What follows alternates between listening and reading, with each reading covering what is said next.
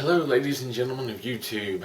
I've made several of these Metal Earth kits here recently, mostly Star Wars, but there have been a few others. As I've made the videos, I've tried to include little tips and tricks to help out anyone else who's doing them, because I've certainly run into my share of problems.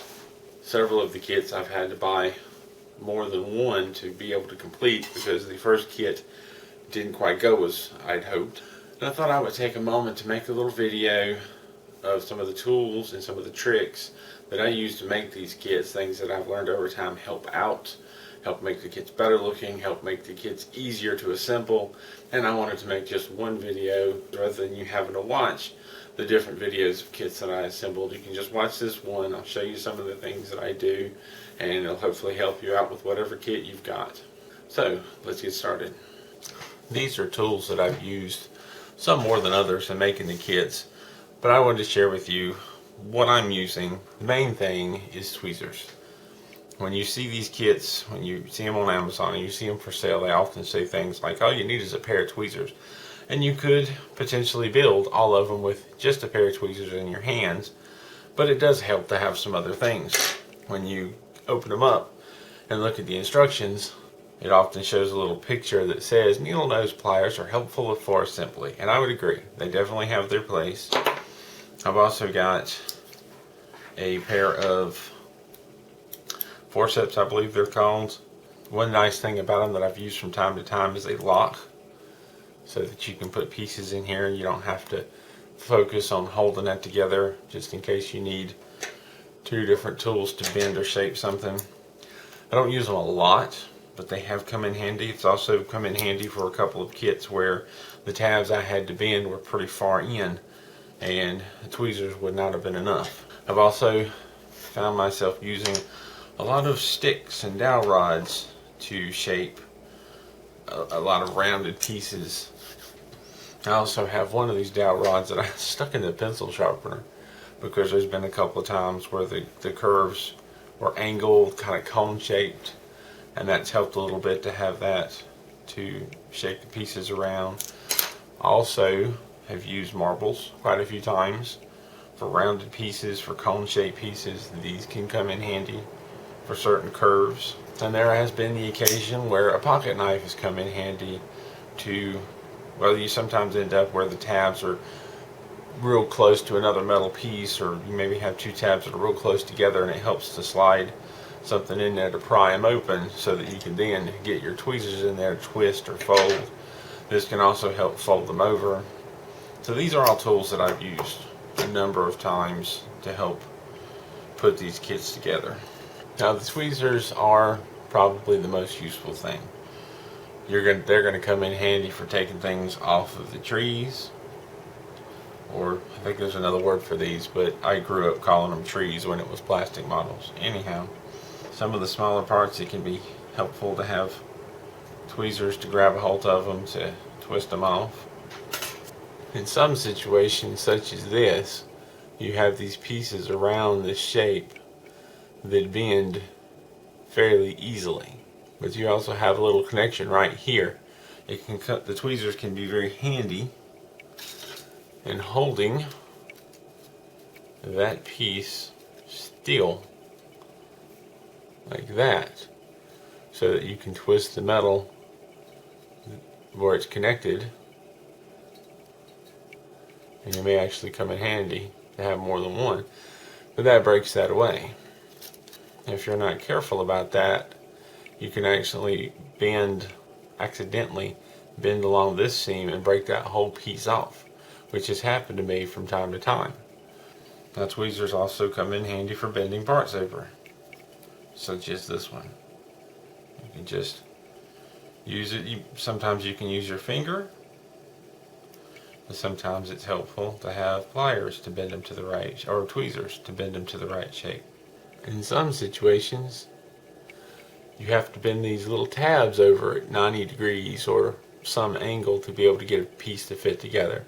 This piece fits flatly on top of another, so some of these tabs you have to actually just bend just the tab down. So these tweezers come in real handy for grabbing hold of that tab and just bending it over. And that way you get a nice clean bend. It's good to use the tweezers and get close to the body of the part. If you come out too far and don't bend the entire tab close to the body of it, you can sometimes end up bending it too far out and the pieces won't fit. Now the needle nose pliers, where they probably come in the handiest or the most often, is when you've got pieces such as this that are longer. Now this one isn't too bad. It's not very long, and you could quite easily use the tweezers to bend that over. But there are some pieces that are quite a bit longer, or this piece is thinner, and if you use tweezers to bend them over, you'll bend part of it but not the whole thing. So the pliers come in real handy so that you can grab a hold of that entire piece and bend it over together so that it stays nice and flat and straight. Now that is what that is most useful for. Now this is one of the X-Wing fighters that I messed the wings up on. I put them together wrong, so I really couldn't complete it.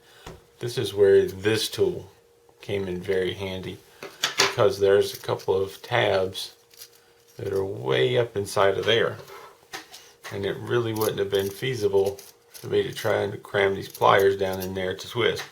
I mean, honestly, there wasn't enough room. But this was perfect for the job, for reaching in there, grabbing a hold of the tab, and twisting it.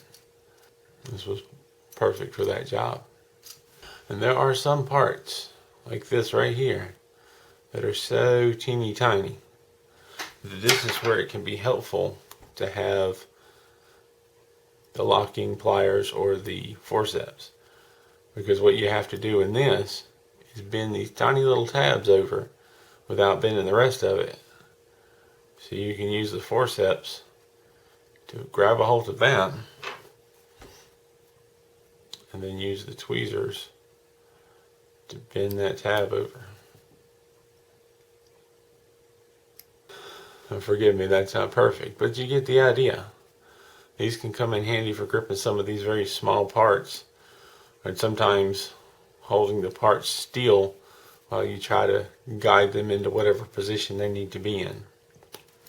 A lot of times when you put these pieces together, when the tabs poke through, you twist them. But there are some situations where these tabs are on the outside, and that would look kind of ugly. And in other situations where you've got something else going on top of it and you need to fold it over rather than twist it. I have had situations where a piece went over top of another tab and it wouldn't fit properly because I twisted it rather than fold it, and it poked up too far and the other piece wouldn't sit properly. So there are situations where you have to fold it over, and I found that this is a good place to use the tweezers. You can kind of push the tab to get it started and then come in underneath and just kind of pinch it, and that'll lock it down pretty good. Now that's tricky. You got to balance between pinching the tab closed and not crushing something else, which I kind of just did a little bit. But the good thing about these metals is you can oftentimes bend them back as long as you don't overdo it. And then you've got dowel rods. This piece right here has to be folded over into a cylinder shape. This is where a dowel rod would come in real handy. Place that on there as straight as you can and bend the piece around it. Now this dowel rod is too big, but I've often done it this way to keep from causing an accidental. If you start off with a small one, you can bend it too much in one spot and not in another. So I found it helpful to start off with too big and kind of work your way up. Plus, you're not always going to have the exact right size for the project you're working on. But does that do it perfectly? No, not always. But it tends to help out a lot better than doing it by hand. If we fold this over, it kind of covers up how uneven it might be. And then it's just a matter of getting this tab inside the other And these can be quite tricky, trying to hold it together and bend it. And these are certainly some of the trickier ones when they curve around like that to hold it together while you bend the tab over, and then to really secure it, it helps to pinch it down. And this part's going to be tricky. Sometimes it takes more than one tool. Another situation that these might come in handy. This is a clip from the At Walker video showing another trick. I used the dowel rod to bend over the tabs that held the piece together. With the piece on the dowel rod, I bent the tabs a little with my finger, then rolled it on the table to bend them the rest of the way and secure the part. Now that may not always work, especially if you don't have the perfect size dowel rod, but in many situations, as long as you can get it close, you may have other tabs that'll help hold it in the proper shape. So a lot of times it's just do the best you can, and then try to fix the shapes with the dowel rods afterwards. This piece, what you have to do is bend it in somewhat of a cone shape and get these two to meet. Now there have been, the first few times I tried to do this, I used a pencil or a sharpened dowel rod to help create that shape. I have since found out that it can sometimes be done much better using a marble. And if you just press it around there onto the marble, it does the shape almost perfectly. Just a little bit of a gap to close up. And then when you put these tabs in most situations it's going to draw it to where it's more perfectly closed. And this is a situation where you have to use your tweezers to bend these tabs to just the right place to get them to fit. This isn't a perfect right angle. These are going to end up being an odd angle, and you just have to take your time. Take your time and bend it to where you think it needs to go. Try to get it to fit. And there are sometimes situations such as this where you have a part that fits into another part that at some point bends or has a piece nearby that bends. This is a really good example. If you were to bend this piece down, let's go ahead and do that, and then try to fit this into it, what's going to end up happening is the two pieces that go through the tabs right there, not the top one but the kind of middle pieces, they come out right along the line of that fold. You can see it there, and that makes it really difficult to get to that. And if you look at it very carefully, you'll see that those two of those tabs are so close to where it bends at, it's going to be quite difficult to reach in there and twist it. So plan ahead, look carefully. It would be better to twist these tabs before you bend that over. So try to look 2 or 3 steps ahead, because what will happen is if you're unlucky or you're fiddling with it while you're trying to get it on and you've already bent it a couple of times, it'll break off. That's the thing about this metal. It will break fairly easily if you bend it several times. You don't want that to happen. Another wonderful example is you've got 2 marks right here, right along a bend line. If you look right here, there's a couple of marks where tabs go through, and they're right along that bend line. And if you bend this piece ahead of time, once you put the one on top, you're going to have a hard time getting in there to twist that tab. Number one, the tabs are going to be right against that metal, and tweezers are not always that thin. And number two, in fiddling with it, you're not going to have room to twist it. You're going to have to fold that back. And again, you don't want to do that sort of thing any more than you have to. So look ahead on some of these pieces and make sure that if you bend something, it's not going to get in the way of something else.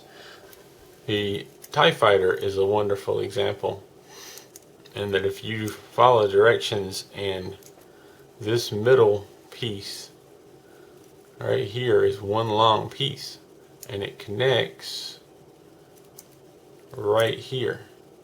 So if you do bend this all the way around and connect it, and then you go to add these pieces on, you're not going to have much room to get in there and to bend them.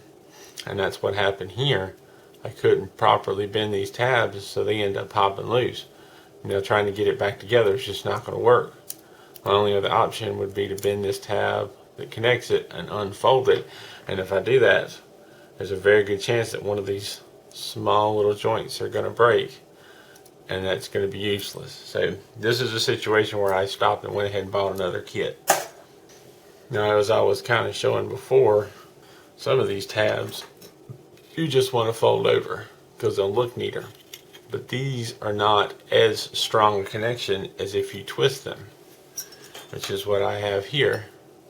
If you look on the bottom of this base, hopefully it'll come out. Those are not folded over, they're twisted, and it makes it a lot more secure.